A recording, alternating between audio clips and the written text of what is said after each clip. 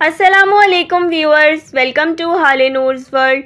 आज मैं अपने किचन में बहुत ही मज़ेदार और फ़ायदेमंद सी दो सब्ज़ियों को मिलाकर एक सब्ज़ी की रेसिपी तैयार कर रही हूँ, जो कि बहुत ज़्यादा मज़ेदार बनती है।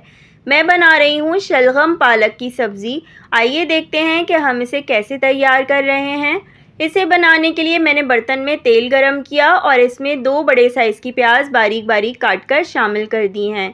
ठीक है, तेल की क्वांटिटी आप अपने हिसाब से कम या ज़्यादा कर सकते हैं। जब प्याज हल्की हल्की सी सुनहरी होना शुरू हुई तो मैंने इसमें 1 चाय का चम्मच सफ़ेद ज़ीरा शामिल किया है।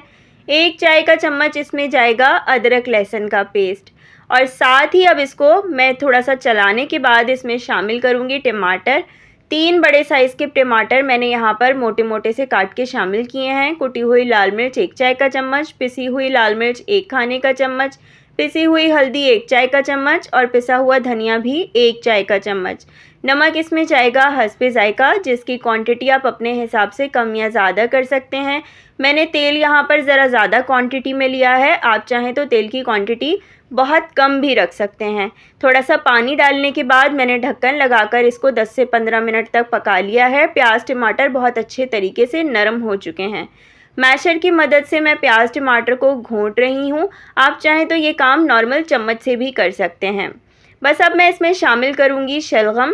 आधा किलो शलगम है, जिसे अच्छे तरीके से धोने और छीलने के बाद मैंने छोटे छोटे से पीसेस में काट के शामिल किया है। पालक भी यहाँ पर मैंने शामिल की है, तकरीबन आधा किलो के करीब। अभी तो आपको देखने में ये पालक बहुत ज़्यादा लग रही है, जब ये पकेगी तो ये खूब सारा पानी रिलीज़ करेगी और बिल्कुल सिकुड़कर थोड़ी सी क्वांटिटी में हो जाएगी।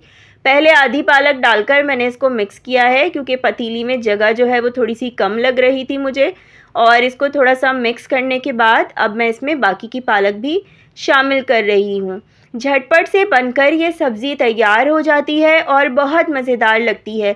अमूमन अगर आप अकेले शलजम बनाएं ना, खाली शलगम या शलजम जो भी आप उसको कहते हैं पकाएं, तो इसको बच्चे खाते नहीं हैं या लोग इसे ज़्यादा पसंद नहीं करते इसके टेस्ट की वजह से।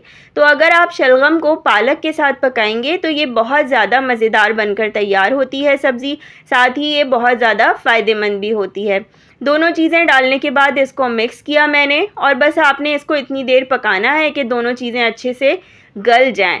पालक बिल्कुल सुकड़ जाए, शलगम बिल्कुल गल जाए आपका, और इसमें से आपको तेल रिलीज़ होता हुआ नज़र आने लगे। तो आपकी मर्ज़ी है, अगर आप इसको शलगम को बिल्कुल घोंटना चाहते हैं तो आप मैशर से इसको घोंट लीजिएगा। नहीं तो अगर आप ऐसे ही हल्का हल्का सा साबुत साबुत सा रखना चाहते हैं तो ऐसे ही रख लीजिएगा। मुझे तो ये ऐसे ही बहुत ज़्यादा पसंद है। अच्छा, अब मैंने इसमें शामिल की हैं कुछ हरी मिर्चें, जिनकी क्वांटिटी आप अपने हिसाब से कम या ज़्यादा कर सकते हैं। मैंने हरी मिर्चें चीरा लगाकर शामिल की हैं, आप चाहें तो काट कर भी शामिल कर सकते हैं।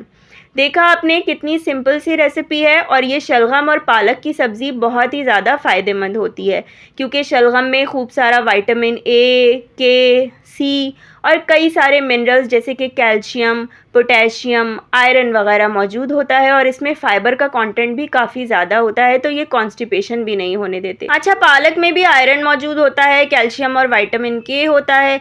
ये आपकी सेहत के लिए बहुत अच्छी होती है। गर्ज़ ये कि शलगम पालक की ये सब्ज़ी आपके दिल की सेहत के लिए बहुत अच्छी है, क़ुव्वत मुदाफ़ियत को बढ़ाती है, वेट मैनेजमेंट में मदद करती है, आपकी डाइजेशन को अच्छा करती है, और ये फ़ायदेमंद सब्ज़ी आपको ज़रूर बनाकर खानी है। रोटी, पराठे, चपाती या चावलों के साथ एंजॉय करें। रेसिपी पसंद आए तो फीडबैक देना बिल्कुल ना भूलिएगा। दुआ में याद रखिएगा। फिर मुलाकात करेंगे, तब तक के लिए अल्लाह हाफ़िज़।